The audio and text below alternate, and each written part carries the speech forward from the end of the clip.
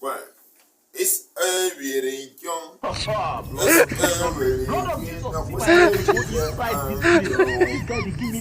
very young?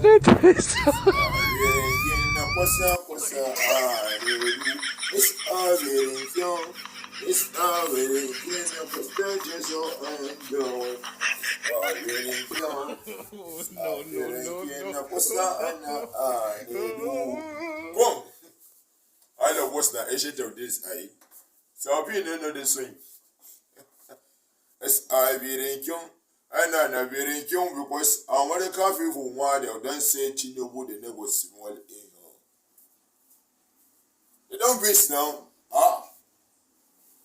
There's no way around. Tinibu never sweat in on 29th of May.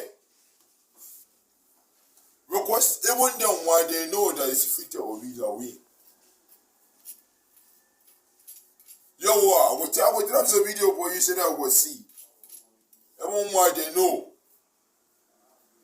How isn't so bad, isn't tired. Now they've done the believe all the courts are in the way the war against in the book for America. The international when they come with a battle. I will drop the video, but before I will drop out, just do me a favor. Subscribe to the channel, come up with comment. Like this video, say I will go by that. Come on, there's a video I drop before this one. Go and watch the video.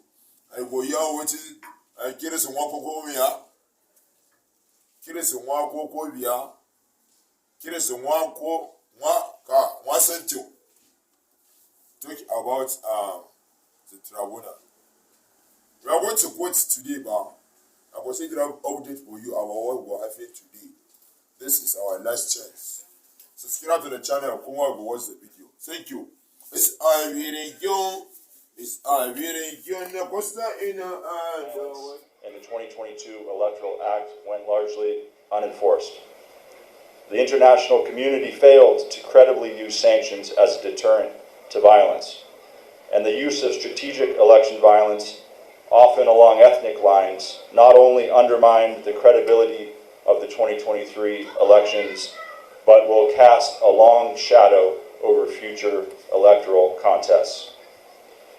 These risks were understood in the lead up to elections, and there were many efforts to mitigate this violence. It is now incumbent on us to reflect on what lessons we have learned. Our program that we deployed in 6 states in partnership with KDI provides some useful insights. We deployed long-term monitors to every LGA in 6 states, 1 state in each region, to provide weekly reports on the electoral context, including election violence and contributing factors. This data was then used to shape activities and interventions of local CSOs and security forces, who we felt were best positioned to intervene with key stakeholders in the lead up to elections. In the spirit of learning, I will briefly note a few things that this program and this data gathered has taught us about election violence that will be explored in more depth later. First, we found convincing evidence that LGAs with larger security force presence tended to have significantly less violence. While perhaps logical, it confirms that security forces play a positive mitigating role and underscores the importance of prioritizing where and how many security forces are deployed. Second, on the issue of vote buying, we had hoped to see that more education on vote buying would reduce reports of vote buying. However, the data we gathered shows no apparent relationship, suggesting that education alone is insufficient to change the incentives that drive vote buying. Third, when we analyzed factors that appeared in LGAs which were at first peaceful but later became violent, we identified some significant early warning indicators. These factors included inadequate security force presence, recruiting of political thugs, and government restrictions on campaigning. These factors underscore the importance of understanding the broader context and the importance of addressing these issues well in advance of elections. As we look back at our efforts and the violence that has occurred for our program, it is a mixed picture. Unfortunately, election violence increased in almost all the states in Nigeria when we compare the last few months of 2022 with the first few months of 2023. On average, election violence increased by about 13% in each state. For our 6 states of focus, election violence also increased, but only by about 8.5%. We would like to think that this at least was in part driven by our interventions.